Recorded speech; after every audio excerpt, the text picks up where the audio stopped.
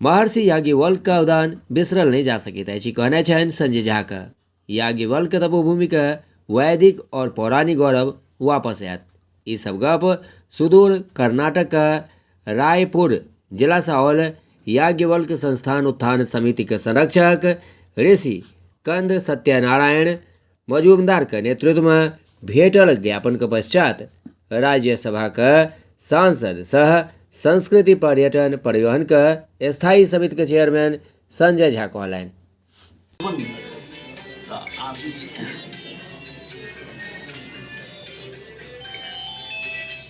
वही ठामक काल भयंकर पटवारी सहयोगी थे रामन जी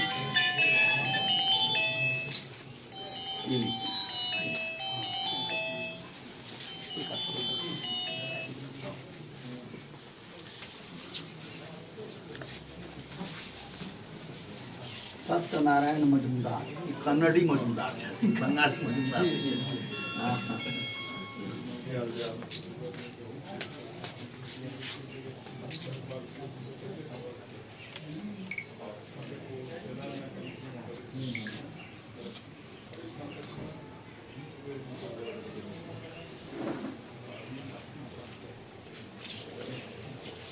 विजयलाल यादव जी इनका अपने झंडा में जना डंडा रहे कितना Yadav Jagman Shankar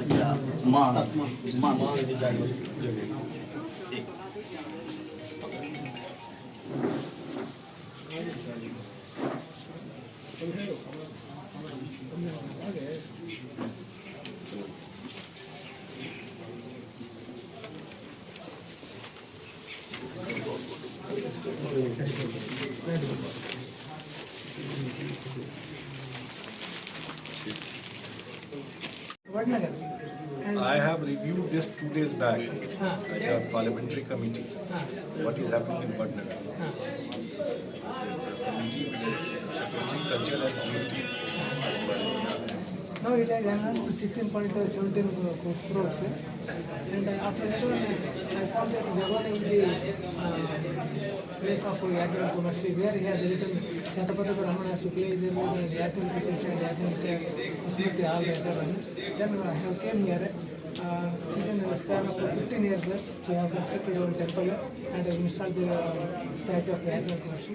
And every year we are performing the Yagyal Kumarshi on the day of my birthday. And we are all the committee members. मंदिर बनौला है 50 आदमी पाए। रमजान उल मुबारक महीना का पहले जुमा पर दरभंगा शहर का बाकरगंज लहरियासराय जमा मस्जिद में नमाज अदा करवला हजारों नमाजी सभा भीड़ जुटल रहल। शुक्र का 3 मंजिला जमा मस्जिद नमाजी से पूरा तरह भर गेल। एक अलावे लोग सब बाहरों में दुकान यही सब जगह पर अपन अपन नमाज अदा करत नजर अला और देखे छी एकर किछ खास झलकी।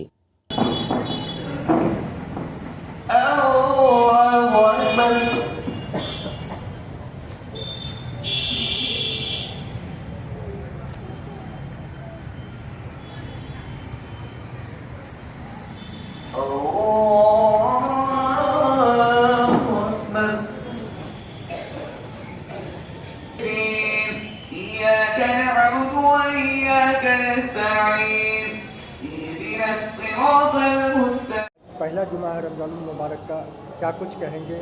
पहला जुमा का क्या कुछ खासियत होता है और रमज़ान का क्या कुछ खासियत है? जी, रमज़ान मुबारक का पहला जुमा है। ये रमज़ान मुबारक का जो महीना है ये 3 हिस्सों में मुनक़सिम है, तक़सीम किया गया है। पहला अशरा रहमत का है जिसमें अल्लाह रब्बुल इज़्ज़त की तरफ से अल्लाह रब्बुल इज़्ज़त की जो रहमत है वो बारिश की तरह उतरती है। दूसरा अशरा मग़फ़िरत का है जो अब इंशाअल्लाह कुछ दिन के बाद शुरू हो जाएगा। और तीसरा अशरा मग़फ़िरत के आग से खुलासी का है, यानी अल्लाह ताला बेशुमार लोगों को आग से निजात अता फ़रमाते हैं। तो रमज़ान मुबारक का जो महीना है ये वो मुबारक महीना है जिस मुबारक महीने में अल्लाह ताला ने कुरान करीम को नाज़िल फ़रमाया है।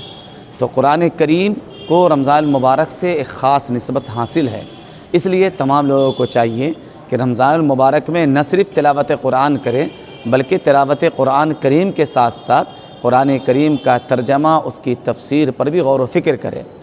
जो लोग अरबी ज़बान नहीं जानते हैं वो आम ज़बान या मादरी जो ज़बान है उस एतबार से वो कुरान करीम का तर्जमा और उसकी तफसीर को पढ़ने की और सीखने की कोशिश करें।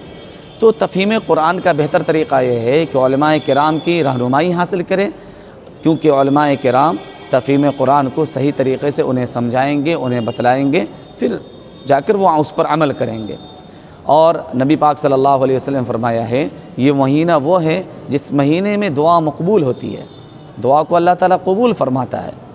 तो गोया कि ये महीना दुआओं का है, तो इसलिए तमाम लोगों को चाहिए कि वो अपने लिए, पूरी उम्मत मुस्लिमा के लिए दुआ करे, दुआओं का अहतमाम करना चाहिए।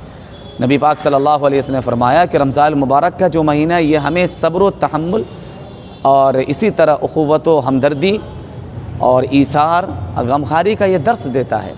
इसलिए तमाम लोगों को चाहिए कि वो ज़रूरतमंदों की ज़रूरत को पूरी करें, यतीम हैं, बेवा हैं, मिस्कीन हैं, उन तमाम का पासो लिहाज रखें, तमाम का ख्याल रखें, क्योंकि उन तमाम का ख्याल रखना इन लोगों के ऊपर ज़िम्मेदारी बनती है। अल्लाह के रसूल सल्लल्लाहु अलैहि वसल्लम ने इरशाद फरमाया कि मन सामा रमज़ान ईमानन व इहतिसाबन गुफ़िर लहु मा तक़द्दम मिन ज़ंबी व मा तअख़्ख़र। जो लोग रमज़ान मुबारक का रोज़ा ईमान और एहतिसाब के साथ रखते हैं, गोया के सर से लेके पाँव तक की मुकम्मल हिफाजत के साथ रोज़ा रखते हैं, अल्लाह रब्बुल इज़्ज़त उसके रोज़े को कबूल व मंजूर फरमाता है। रमज़ान का जो रोज़ा है किस तरह से रोज़ा रखना चाहिए और किस तरह से इबादत इस महीने में करना? इस महीने में कोशिश करनी चाहिए कि रमज़ान मुबारक को कुरान से निस्बत है, इसलिए कुरान की तिलावत ज़्यादा होनी चाहिए। तरावी का अहतमाम, कुरान की तिलावत, ज़िक्र की पाबंदी, दुआओं का अहतमाम, नवाफिल की पाबंदी, ये तमाम तर पाबंदियाँ करेंगे तब जाकर रमज़ान मुबारक का जो रोज़ा है अल्लाह रब्बुल इज़्ज़त के हुजूर जब पेश होगा तो मुकम्मल इबादात उसके साथ शामिल होंगे। इसलिए लोगों को चाहिए कि मुकम्मल इबादात का ख़्याल रखें, वो खामखा यूँ ही अपने वक्त को ज़ाय बर्बाद न करें, अपनी ज़बान की भी हिफाजत करें, अपनी आँखों की हिफाजत करें, दिल दिमाग की हिफाजत करें, हमेशा ज़बान पर ज़िक्र इलाही हो, हमेशा तिलावत कुरान की पाबंदी हो। ये तमाम तर चीज़ अगर करेंगे तो इंशाअल्लाह उनका रोज़ा बहुत अच्छे अंदाज से गुजर जाएगा। और ये पाबंदी अगर उनके अंदर इस महीने के अंदर आ गई तो इंशाअल्लाह 11 महीना जो है उस पर उनकी पाबंदी होगी। अगर कोई रोज़ेदार है जी, रोज़े की हालत में, तो क्या ऐसा चीज़ है जिसको करने से रोज़ा टूट जाता है या क्या? रोज़ा की हालत में अगर कोई इंसान रोज़े की हालत में अगर दिल के अंदर कोई बुराई रखा या ज़बान से किसी को बुरा भला कहा, गाली गलोच किया या कोई ऐसी चीज़ जो दिल के अंदर रखी जिसकी वजह से दूसरे भाई को तकलीफ़ पहुंचती है, खा वो कोई भी मकतब फ़िक्र के लोग, उनसे कोई बहस नहीं है, किसी की तरफ से भी दिल के अंदर कीना बुग़्ज़ व अदावत अगर आ गए तो ऐसी सूरत में उनका रोज़ा फट जाता है। नबी पाक सल्लल्लाहु अलैहि वसल्लम ने फरमाया कि 4 लोग ऐसे हैं जिनको रमज़ान मुबारक का महीना उसने पाया भी, पाने के बावजूद भी उसकी बख्शाइश नहीं होती, अल्लाह ताला उसके कबूल नहीं करता है। एक शराबी है जो मुसलसल शराब का आदी हो, रमज़ान मुबारक का मुबारक महीना पाया फिर भी शराब को छोड़ा नहीं। एक दूसरा माँ बाप का नाफरमान हो जो हमेशा माँ बाप की नाफरमानी करता है, माँ बाप कहते बेटा इफ्तार में तुम सवेरे आ जाना, आने में ताख़िर रहता, अम्मी आपको क्या खबर है, गोया कि माँ बाप की नाफरमानी कर रहा है, इसकी भी रोज़ा को अल्लाह ताला कबूल नहीं करता। लाख वो सजदा करता रहे, इसका रोज़ा कबूल नहीं होता। तीसरे वो लोग हैं जो क़ता ताल्लुक़ करने वाले हों, रिश्तों में के दरमियान आपस में फूट पैदा करने वाले हों, दरार पैदा करने वाले हों, रिश्तों को तोड़ने वाले हों, ऐसे शख्स के भी अल्लाह ताला रोज़ा कबूल नहीं फरमाते। चौथे वो लोग हैं जो दिल के अंदर कीना रखते हों, अदावत रखते हों, दुश्मनी रखते हों, चुगलखोरी किया करते हों, इन तमाम तर चीज़ों से रोज़ा ख़त्म हो जाता है। इसलिए इंसान को चाहिए इन तमाम तर चीज़ों से परहेज़ करे। अल्लाह ताला हमें भी उन तमाम 4 लोगों में शामिल न फरमाए, इसके लोगों को दुआ करनी चाहिए। अगर रोज़े की हालत में है, अगर उनको कोई सुई या इंजेक्शन की ज़रूरत पड़ जाती है तो क्या वो सुई दिला सकते हैं, रोज़ा टूट जाएगा? बहालत मजबूरी अगर है तो ठीक है, लेकिन अगर मजबूरी का मामला नहीं है तो फिर वहाँ पर दिक्कत आती है। यानी कोई बीमार है तो इंजेक्शन मजबूरी की हालत में दिलवा सकते हैं? हाँ, बीमार है तो फिर जाहिर सी बात है वो तो इंजेक्शन ले सकते हैं। वो ऐसे हालत में रोज़ा रहेगा या नहीं, रोज़ा उनका रहेगा इस हालत में जी। और अगर किसी को खून देने की ज़रूरत पड़ गई रोज़े की हालत में तो क्या ऐसे हालत में खून दिया जा सकता है?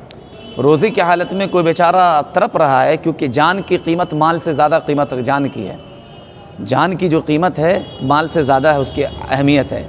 इसलिए अगर किसी को ब्लड की ज़रूरत है, रोज़ेदार आदमी है, वो बेचारा तड़प रहा है ब्लड के लिए, अगर हम उन्हें कुछ ब्लड दे देंगे तो उनकी जान बच जाएगी, तो ये ब्लड दे सकते हैं, ब्लड दिया जा सकता है उनको। ज़कात खैरात का क्या मसला है? जी, ज़कात की जो बात आज हमने जैसा जुमा में मैंने बयान किया है, जैसा कि दारुल क़ज़ा हिमायत शरिया फुलवारी शरीफ से जो ऐलान हुआ है कि सदक़ा फ़ित्र की जो रकम है वो कम से कम 60 रुपए हैं। मिसाल के तौर पर है कि जो मौजूदा राइज वज़न के एतबार से है, निसफ़ सा गेहूँ है, 1 सा खजूर है, जौ है, किशमिश है, पनीर है, इनकी कीमत अदा करेंगे तो निसफ़ सा की जो कीमत है, जो वज़न है उसका, तो उसका जो वज़न मौजूदा राइज वज़न के एतबार से है वो 1 किलो 692 ग्राम के बराबर है। और जौ है, पनीर है, किशमिश है, 1 सा की जो कीमत है, 1 सा का जो वज़न है वो 3 किलो 384 ग्राम के बराबर है।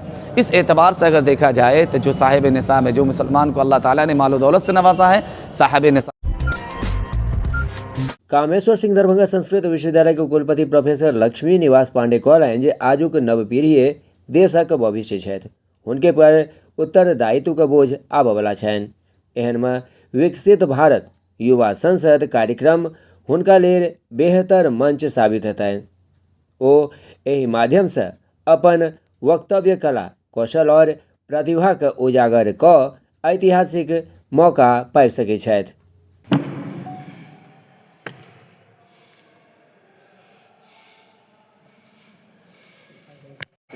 बताया गया है, इस तरह की एक हमारे युवा वर्ग में एक कल्पना मिलती है कि हम अपने देश के लिए, उसके विकास के लिए क्या क्या कार्यक्रम कर सकते हैं, क्या सोच सकते हैं, क्योंकि यही युवा जो है भावी नेता होंगे।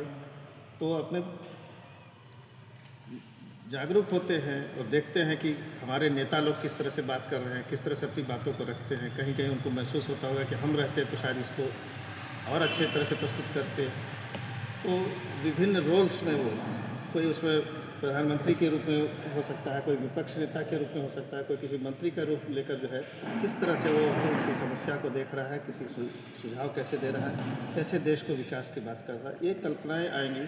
तो युवा वर्ग में शासन प्रशासन के प्रति किस तरह से रवैया रखना चाहिए और उनको कैसे देश को नेतृत्व प्रदान में क्या हम कर सकते हैं, इसकी एक अच्छी कल्पना मिलती है ऐसे कार्यक्रमों से। और निश्चित ही इस कार्यक्रम से उनको अपने नागरिक अधिकारों के बारे में, अपने दायित्वों के बारे में और नेतृत्व क्षमता के बारे में उनके अंदर जो है गुण विकसित होंगे। और ये हमारे लिए खुशी की बात है कि इस कार्यक्रम के लिए दरभंगा मधुबनी ज़िले के इस कार्यक्रम के लिए हमारे विश्वविद्यालय को चुना है। और मैं सभी का अभिनंदन करता हूँ, सभी को शुभकामना देता हूँ कि यह प्रतियोगिता कार्यक्रम अच्छे से संपन्न हो और ज़्यादा से ज़्यादा युवा लोग 18 से 25 वर्ष के युवा लोग जो है इस कार्यक्रम में भाग लें और अपने वक्तृत्व कौशल, अपने चिंतन शक्ति, अपने कल्पना कौशल और अपने नेतृत्व भाव इत्यादि को उजागर करते हुए किस तरह से वो देश के लिए अपना प्रतिभागिता कर सकेंगे, ये अपना सोच पाएंगे।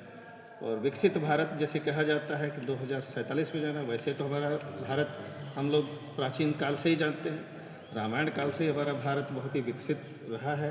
जिस समय सारी नागरिकता की राम राज्य की जहाँ बात होती थी, जहाँ वशिष्ठ मुनि इत्यादि राम मर्यादा पुरुषोत्तम राम से पूछते थे, क्या तुम्हारे राज्य में कोई दुखी तो नहीं है, क्या तुम्हारे राज्य में सबका पेट भरता है, क्या सब लोग तन पर कपड़ा पहनते हैं इत्यादि प्रश्न पूछते थे। पर किस तरह से पूरे समाज में विकास होती है वो उसी समय से थी। बीच में जरूर विविध आक्रमण के, आक्रांताओं के कारण, सामंतवादी व्यवस्था के कारण, अन्य कारणों से कुछ जो बदल गए नए विश्व में, इस परिदृश्य में जहाँ हमको विकासशील देश कहने लगे लोग, तो फिर से हमको दिखाना है कि हम पहले भी विकसित थे और अभी जो है आधुनिक पैमानों में भी हम विकसित होकर दिखा सकते हैं। इसके लिए अच्छा मौका है। सर, अंतिम तारीख 9 मार्च रखा गया है, तिथि को आगे एक्सटेंड। आज की यह प्रेस वार्ता विकसित भारत युवा संसद के लिए आयोजित है। यह कार्यक्रम संपूर्ण भारतवर्ष में किया जा रहा है। यहाँ दरभंगा और मधुबनी को लेकर के दोनों जिलों को मिला करके इस विश्वविद्यालय को, खास करके स्नातकोत्तर विभाग इकाई जो है एनएसएस के लिए यह कार्यक्रम दिया गया है। कि होस्ट के तौर पर कि यहाँ आयोजन हो। इसमें मुख्यतः है कि युवा संसद में जाने के लिए नई दिल्ली में 3 स्तर पर में छात्रों का चयन होगा। उसमें प्रथम स्तर पर में अभी 9 मार्च तक रजिस्ट्रेशन करना है, उसके लिए स्कैन करके किया जा सकता है। इसमें पहले स्तर में 1 मिनट का वीडियो अपलोड करना होगा।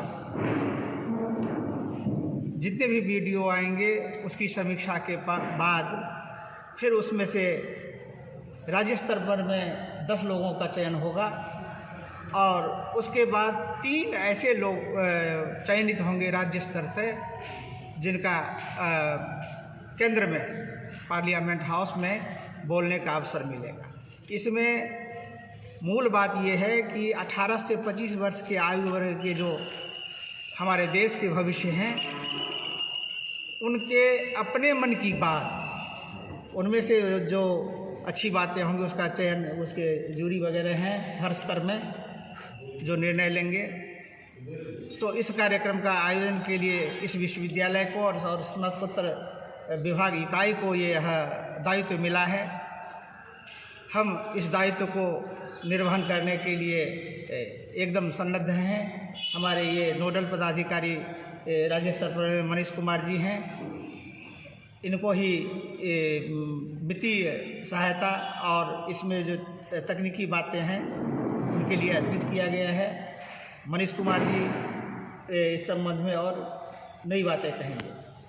भारत सरकार द्वारा जो वर्ष 2047 तक भारत को विकसित बनाने का लक्ष्य जो निर्धारित किया गया है, उस लक्ष्य को ध्यान में रखते हुए ही विकसित भारत युवा संसद कार्यक्रम का आयोजन किया जा रहा है, जिसमें 18 से 25 युवा वर्ग के जो हमारे आयु वर्ग के बच्चे हैं वो भाग लेंगे। जिसमें दरभंगा और मधुबनी के लिए कामेश्वर संस्कृत यूनिवर्सिटी को चुना गया है, जिसमें ये कार्यक्रम 3 चरणों में किया जाना है।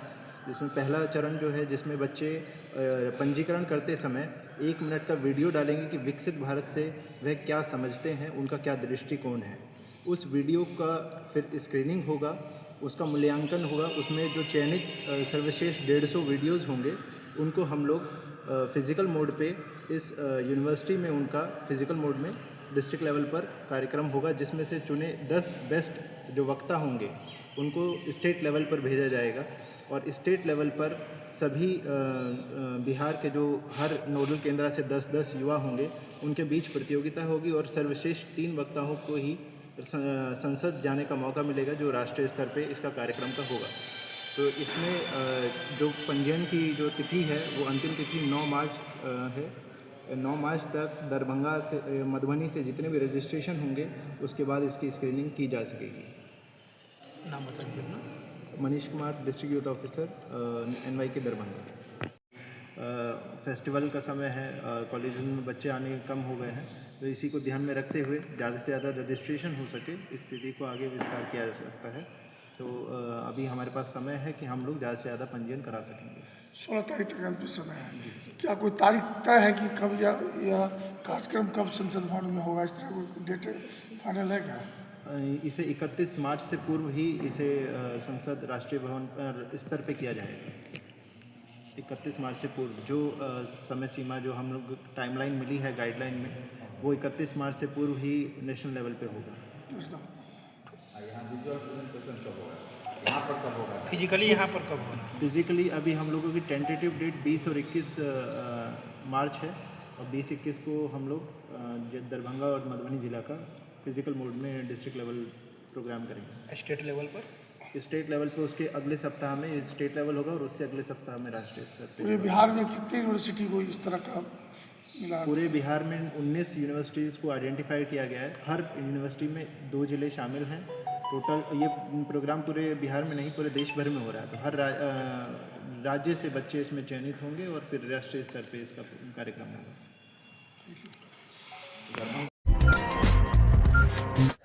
जन स्वराज्यक संस्थापक प्रशांत किशोर बिहार के जनता के लिए एकटा बड़का ऐलान कयलनि हैं। ओ वादा कयलनि जे अगर बिहार में जन स्वराजक सरकार बनैत अछि तखन राज्यके ओ देशके 10टा अगुआ राज्यमे शामिल करबाक लेल 5टा महत्वपूर्ण योजना सबके तुरंते लागू करता। एहि योजना सभक मुख्य उद्देश्य युवा सभक पलायन रोकनाइ, किसान और महिला सभक आर्थिक मजबूती देनाइ। एहि योजना सभक मुख्य उद्देश्य युवा सभक पलायन रोकनाइ, किसान और महिला सबके आर्थिक मजबूती देनाइ, बुजुर्ग का सम्मानजनक पेंशन देनाइ और शिक्षा व्यवस्था में सुधार केनाइ अछि।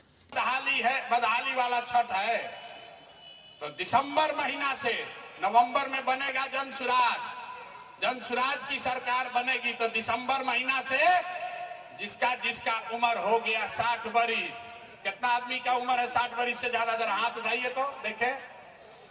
तो जेकरा 60 बरिस से ज्यादा उम्र हो गया, आपको नीतीश कुमार दे रहा है 400 रुपया भीख पेंशन में। तो जन सुराज का पहला निर्णय कि जितना लोग का उम्र है 60 बरिस से ज्यादा, उसको दिसंबर 2025 से 2000 रुपया पेंशन मिलने लगेगा। अरे हथवा उठा के एक बार ताली तो बजाओ, 2000 मिलेगा आपको, तालियों नहीं बजा रहे हो। कितना लोग है यहाँ खेती करने वाला?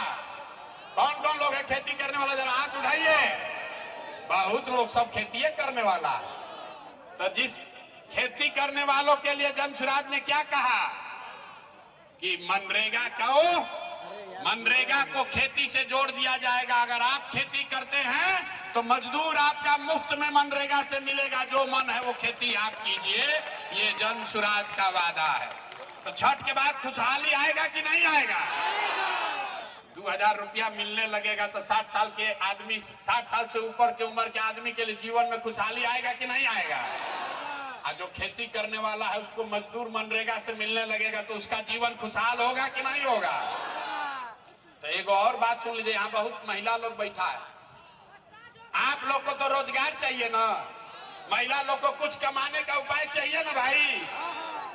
तो जन सुराज ने वादा किया है कि जब ये जन सुराज की सरकार नवंबर में बनेगी तो दिसंबर से सरकारी गारंटी पर बैंक से आप कर्जा लीजिए और बैंक को सूद कितना देना है? ब्याज 4 रुपया, खाली 4 रुपया सालाना।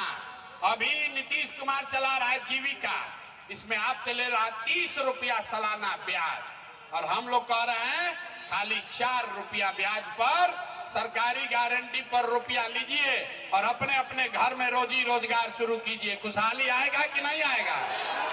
आएगा ना भाई। एक और अंतिम बात सुन लीजिए, जिसका यहाँ बच्चा है पढ़ने वाला 15 साल से कम उम्र का, आपका बच्चा, गरीब का बच्चा जा रहा है सरकारी स्कूल में पढ़ने, तो पिलुआ वाला खिचड़ी खिला के नीतीश कुमार भेज रहा। तो जब जन सुराज का सरकार बनेगा तो सरकारी स्कूल जब सुधरेगा तब सुधरेगा। ये तो सुधरने वाला एक दिन में नहीं है, लेकिन जन सुराज के सरकार में ये सुविधा आपको होगी कि अगर सरकारी स्कूल अच्छा नहीं है तो आप अपने बच्चा को प्राइवेट स्कूल में भेजिए, अंग्रेजी स्कूल में, और उसका फीस सरकार के ओर से भरा जाएगा ताकि गरीब का लड़का भी। भाकपा माले का राज्यव्यापी विरोधी दिवस के तहत शुक्र दिन जुलूस निकलकर बजट के प्रति जराओल गेल। एक पूर्व झंडा, बैनर और मांग से संबंधित नारा लगवैत भाकपा माले कार्यकर्ता सब गांधी चौक से जुलूस निकालकर बाजार भ्रमण के पश्चात पुनः गांधी चौक पहुंचकर जुलूस सभा में तब्दील हो गेल। दिशाहीन बजट नहीं चलेगा, जन विरोधी बजट नहीं चलेगा, दिशाहीन बजट नहीं चलेगा, जन विरोधी बजट नहीं चलेगा, दिशाहीन बजट नहीं चलेगा, जन विरोधी बजट नहीं चलेगा, किसान मजदूर विरोधी सरकार मुर्दाबाद। बिहार सरकार का बजट जन विरोधी है। इस बजट में छात्र, नौजवान, मजदूर, किसान के लिए कोई विशेष व्यवस्था नहीं किया गया है। देख रहे हैं कि बिहार के अंदर आशा, रसोईया, ममता, जीविका, सफाई कर्मी, इलेक्ट्रीशियन, विद्यालय प्रहरी, इन लोगों के लिए बजट में कोई व्यवस्था नहीं किया गया है। इनको न्यूनतम मजदूरी से भी कम मानदेय दिया जा रहा है। ऐसी स्थिति में ये बजट जन विरोधी है, ये बजट दिशाहीन है और इसके खिलाफ भाकपा माले जुलूस निकाल करके ताजपुर गांधी चौक पर बजट की प्रति जला रहा है और सरकार से मांग कर रहा है कि ये जो जन विरोधी और दिशाहीन बजट को वापस लेते हुए इस बजट में छात्र के लिए, नौजवान, मजदूर, किसान और जो स्कीम वर्कर्स हैं उन लोगों के लिए विशेष व्यवस्था किया जाना चाहिए। सुरेंद्र प्रसाद सिंह, प्रखंड सचिव, भाकपा माले ताजपुर। 10 मार्च को दिल्ली में महिला शिक्षा, सुरक्षा, स्वास्थ्य और स्वावलंबन विषय पर ABVP आयोजित कर रहल अछि अखिल भारतीय छात्र संसद। अखिल भारतीय विद्यार्थी परिषद दरभंगा कार्यालय पर प्रेस वार्ता का आयोजन किया गेल। प्रेस वार्ता करैत राष्ट्रीय कार्यकारिणी सदस्य पूजा कश्यप कहलनि जे अखिल भारतीय विद्यार्थी परिषद द्वारा महिला शिक्षा, सुरक्षा, स्वास्थ्य और स्वावलंबन विषय पर विचार मंथन हेतु देश भर के छात्रा सभक जुटान दिल्ली में हुआ जा रहा है।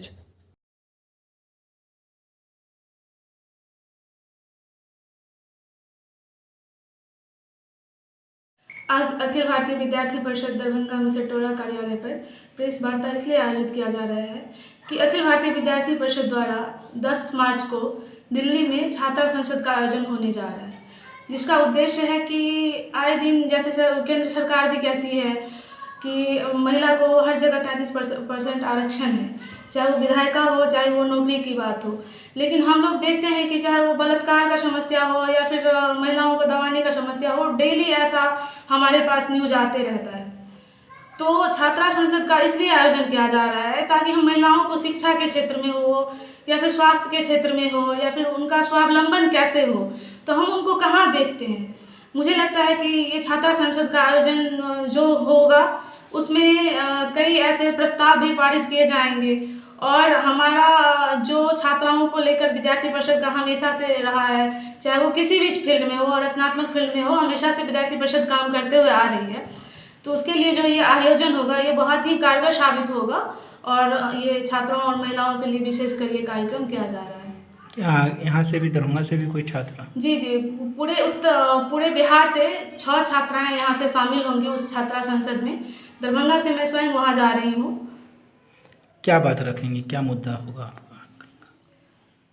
हमारा मुद्दा ये है कि जो मैं अभी बताई हूँ कि छात्राओं को लेकर विशेषकर हर जगह जो किसी भी चीज़ की बात होती है वो अपने आप को कम मत आके, आप देखते भी हैं कि विद्यार्थी परिषद पहले से भी छात्राओं को एक मजबूती प्रदान करने के लिए स्वावलंबन हेतु या फिर एक आत्मनिर्भर बनाने के लिए मिशन साहसी जैसे कार्यक्रम, ऋतुमती जैसे कार्यक्रम, यहाँ दरभंगा में स्वयं सर्जना निखार शिविर का आयोजन होता है, तो उसके लिए छात्राएं आगे बढ़ पाए, बस यही उद्देश्य है।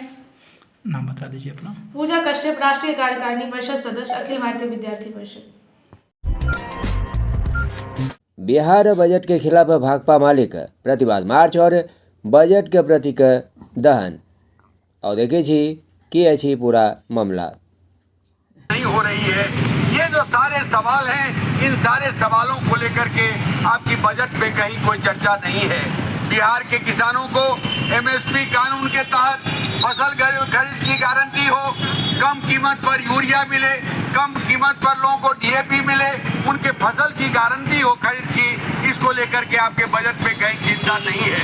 ये बजट अधिकारियों का बजट है, ये बजट लुटेरों का बजट है, ये बजट ठेकेदारों का बजट है और ये बजट कहीं न सत्ता के इर्द गिर्द खड़े जो लोग हैं इन लोगों का बजट है। अभी सुधाकर जी ने एक बड़ा सवाल उठाया है, अभी संजीव हंस जेल में बंद हैं, बिजली विभाग में लंबे समय से वो बड़े अधिकारी बने हुए थे, नीतीश जी के चहेता अधिकारी थे, लेकिन उन्होंने बिजली विभाग को लूटने का काम किया है। और प्रत्येक शुक्र दिन जगह यो शुक्र का जिलाधिकारी का जनता दरबार का दिन छल और देखे कि सब भेल जनता दरबार में। शांति देवी, शांति देवी, बबीता देवी, बबीता देवी, नेहा देवी, चंचला देवी, पूजा झा, पूजा झा, पुष्पा, परवीन, फरहाद परवीन, देवी, भगीना देवी कौन?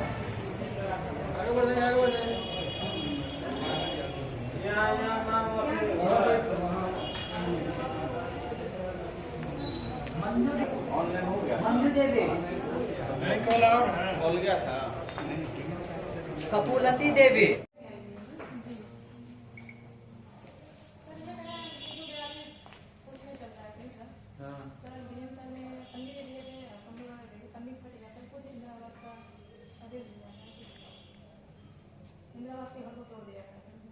इंदिरा आवास के घर को तोड़ दिया गया था। तो इसमें जो है आप लोग जो है कहाँ की है ये?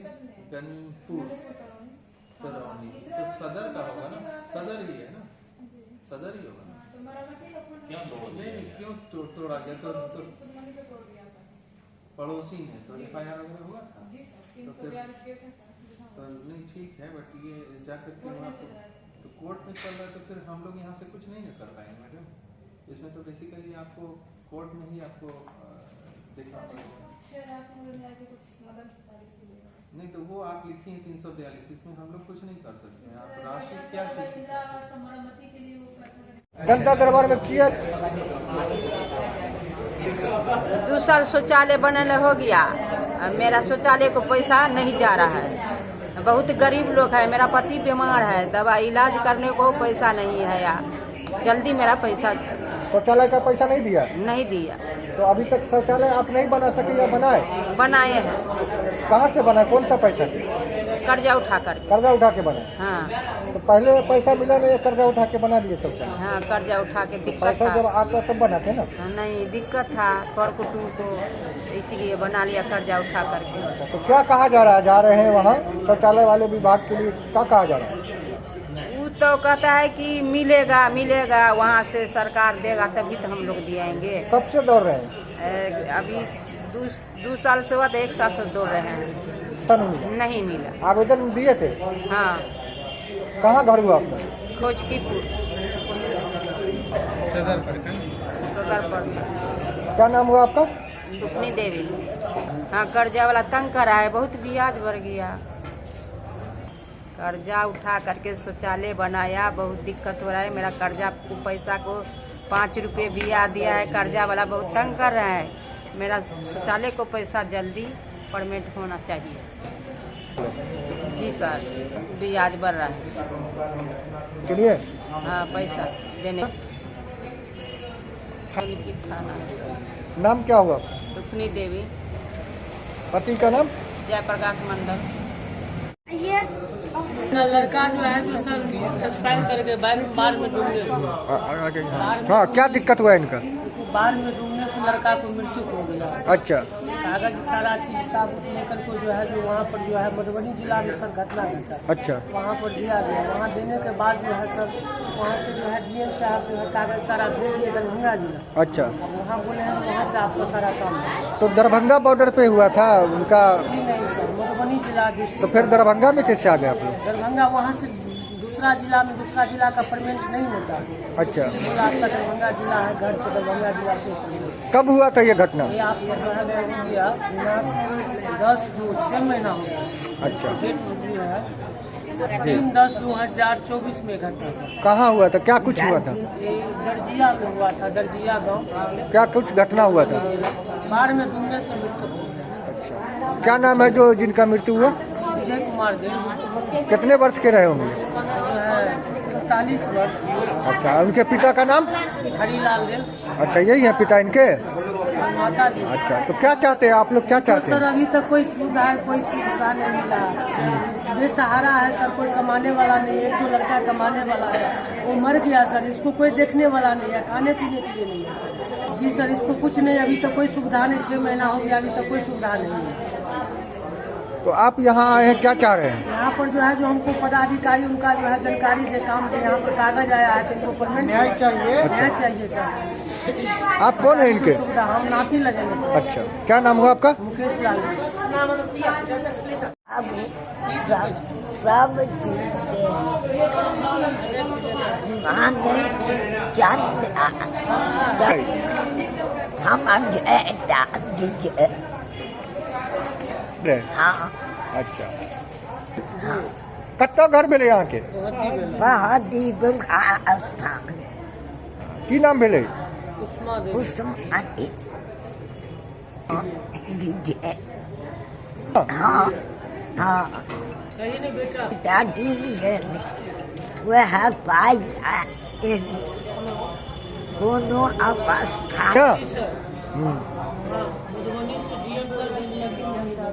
के बहिर बुढ़वा बुढ़िया अच्छा लड़का डेट हो गया ना। अच्छा सांप काटने से अच्छा उनसे मिलने आए। किससे मिलने आए? हमको कोई नहीं, हम अकेला है। अच्छा एक ही लड़का था, वो डेट हो गया। हाँ कहाँ से आए? बेला से। थाना क्षेत्र कौन सा हुआ? थाना क्षेत्र हाँ डी सर, उसमें लिखा हुआ है। क्या चाहती हैं? सर हम अकेला हैं, तो हमको कुछ सहारा होना चाहिए। ऐसा बोले हैं कि 4 लाख रुपया मिलने वाला है। अच्छा तो जो मिल जाएगा आपको, जो सहारा हो जाएगा बुढ़ारी का, उसी के लिए आया पैसा? कब डेट किया था आपका लड़का? सितंबर में। क्या नाम हुआ आपका? लीला देवी सर। लीला देवी 12 महीना से। कहाँ का पेमेंट नहीं मिल पा रहा है? बेनीपुर प्रखंड कार्यालय से। सरकारी कर्मी हैं आप? कहाँ? समीरा कर्मी। कहाँ है कर्मी? बेनीपुर प्रखंड कार्यालय। कब से है? 1 साल से। अच्छा क्या कहा जा रहा है? वहाँ अलॉटमेंट किया था। तो वो लोग वहाँ क्या कर रहे हैं? हाकिम लोग क्या कर रहे हैं वहाँ के? वहाँ के लोगों ने जाने में सहायता नहीं लिए 12 महीना। क्या नाम हुआ आपका? विजय लक्ष्मी देवी। घर कहाँ हुआ? बेनी